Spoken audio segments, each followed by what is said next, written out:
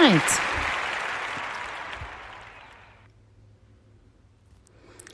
And welcome.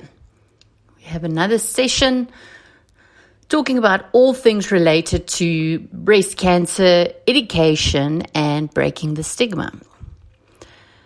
Another interesting topic that came up to me during the weekend is that fear of recurrence of breast cancer.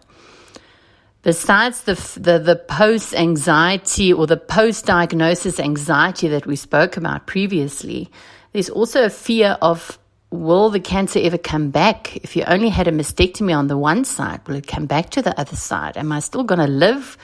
Very few specialists actually explain that to patients. And it's important to know and also to understand that there isn't just one type of breast cancer, and each person has their own unique individual response to it. Also, different things feed differently on cancers. Most breast cancers grow because of the hormone estrogen and progesterone in our bodies. That is why in women, where there's a high rate of these hormones, breast cancer thrives because it's feeding off these hormones to grow. Other cancers do not respond to the hormone receptors like estrogen and progesterone. Some of them actually respond to what they call the HER2 new gene.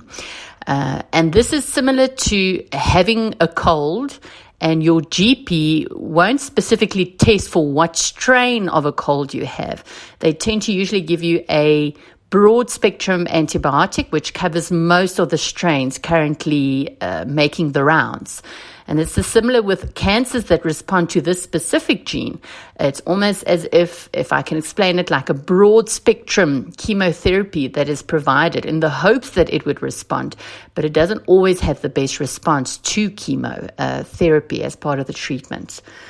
Also with recurrence, the most important thing is after you've had your surgery, it doesn't mean you can just let go and let loose. You still need to be diligent with your annual checks, your self-examinations, being aware of any changes. You know now how breast cancer felt in your other breast. So make it aware and be proactive about your health.